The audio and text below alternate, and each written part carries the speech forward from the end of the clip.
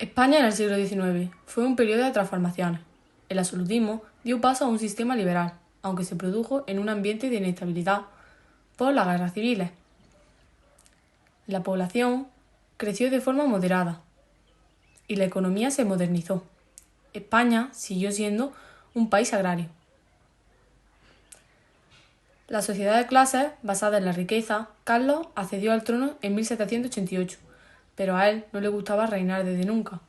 Solo se dedicó a vivir con los privilegios del rey y puso todo el poder en manos del primer ministro, Manuel Godoy. En 1795 se firmó la Paz de Basilea, ya que los franceses habían invadido Navarra y el País Vasco. Después, Godoy se alió con Napoleón y se firmó el Tratado de Fontainebleau, que permitía a los franceses entrar en España. En 1888 fue el motín de Aranjuez a la sublevación popular política contra Godoy por el heredero del trono, Fernando VII. Napoleón aprovechó la debilidad de la corona para que en las abdicaciones de Bayona cedió el trono a José Bonaparte. Fernando VII. El reinado tuvo tres etapas.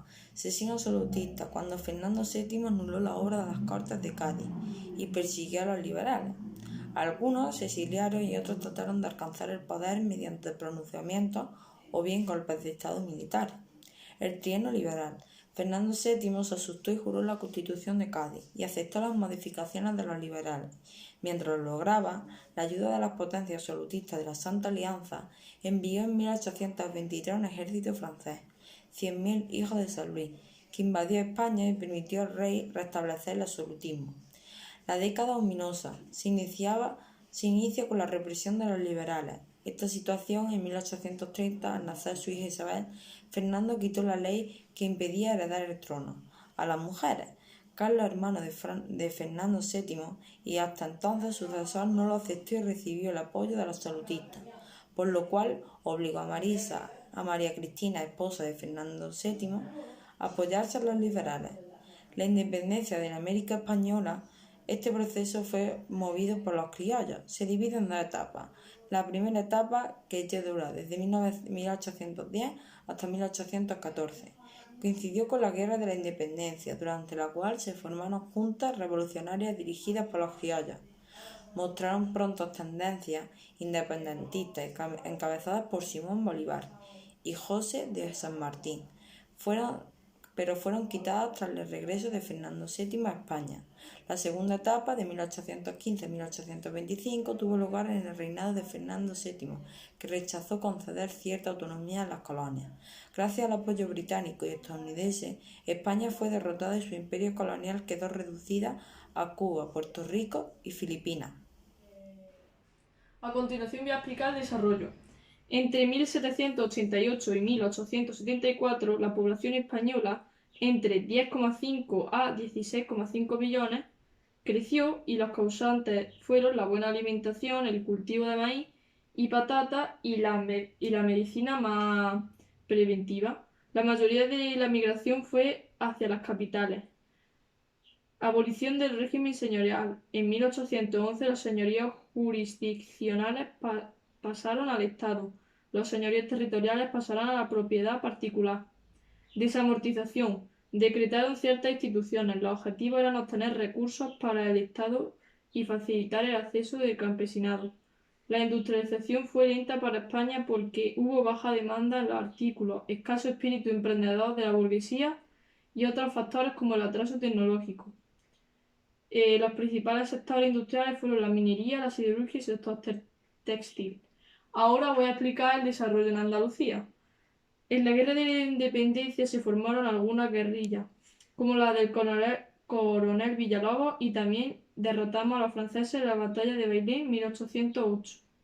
En el reinado de Isabel participamos en la sublevación de Cádiz y en la desamortización y consecuencias que provocó el aumento de la riqueza y el poder de la alta burguesía.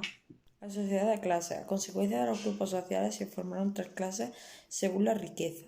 La clase alta comprendía la antigua nobleza, que perdió sus privilegios pero conservó su riqueza y la propiedad privada de los señoríos. La burguesía no era muy numerosa, pero incrementó su poder. Se dedicaba a las actividades comerciales e industriales. La clase media no fue muy numerosa y comprendía mediados propietarios agrarios, profesión como médicos, abogados, etc., y propietarios de pequeños talleres artesanos y pequeños comerciantes. La clase baja, pequeños propietarios arrendatarios, jornaleros, los conflictos sociales, se dieron a las malas condiciones de vida para los grupos más desfavorecidos. Los jornaleros agrarios por los bajos salarios y paro estacional. Los obreros sufrían explotación laboral de niños y de mujeres y penosas condiciones de vida. El movimiento obrero surgió para hacer frente a un carácter reivindicativo, manifestándose en destrucciones espontáneas de las máquinas. Crearon asociaciones para mejorar las labores. A partir de 1868 se difundió el anarquismo y en menor medida el socialismo marxista, y en 1870 se difundió la Federación Regional Española. Cultura y arte del tema 9. Los centros culturales en el siglo XIX se multiplicaron y destacaron academias y museos como el Museo del Prado. Algunas instituciones privadas como el Ateneo. La literatura aportó grandes figuras en el romanticismo como el Duque de Rivas, el realismo como Benito Pérez Galdós y el naturalismo como Emilia Pardo Bazán. Goya era un genio entre dos siglos. Creó su propio estilo ya que no podía identificarse con ninguno de los dos que había en esta época. Las etapas que tuvo en su vida fueron que cuando finalizó sus estudios se fue a Zaragoza y se casó, y su cuñado le ayudó a acceder a ser un pintor de cartones. Servía bocetos a los tejedores de la fábrica de tapices de Madrid. Además representó temas populares y alegres. Gracias a ello ganó un prestigio y ganó el premio a pintor de cámara. Tras contraer una enfermedad grave, se quedó sordo y dejó su actividad como pintor. Realizó retratos de los reyes y de la nobleza, y tras la guerra quedó enfermo y sordo, y allí se refugió en una casa de campo, que decoró las paredes con pinturas negras. Se llaman así porque tienen colores negros y grises, y es por culpa de su pesimismo. Después se exilió en Francia y pintó dibujos y cuadros como La lechera de Burdeos y recuperó el interés por el color y la luz. El romanticismo. La arquitectura adoptó el historicismo, se inspiraron en los rasgos arquitectónicos del pasado. La escultura en España fue escasa, estaba relacionado con retratos y monumentos.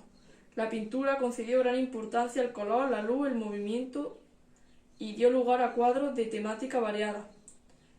La pintura realista. En el siglo XIX se centró el realismo histórico, fue muy demandada. Son cuadros de gran tamaño y colores sobrios.